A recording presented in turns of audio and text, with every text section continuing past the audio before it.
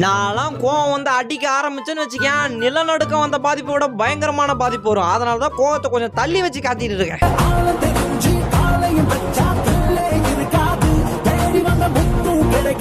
கூட்டுன்னு வந்து குளிப்பாட்டுற வரைக்கும் அவ்வளவு ஆடம் பிடிச்சி உசுரை கொடுத்து வந்து உள்ள போட்டு குளிக்க வச்சா அவரு தகச்சம்னு ஆடி நிக்கிறாரு.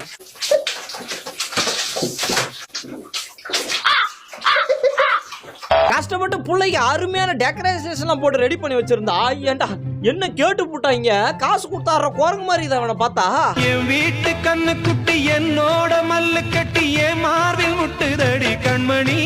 அது ஒண்ணும் இல்லைங்க, கால் சப்போர்ட்டே போதும். சப்போஸ் எதனா ஒரு இயற்கை பேரிடர் பிரச்சனை வந்துச்சுன்னு வச்சுங்களேன், அந்த சமயத்துல முட்டு கொடுக்கறதுக்கு மூக்கு வேணும்ல.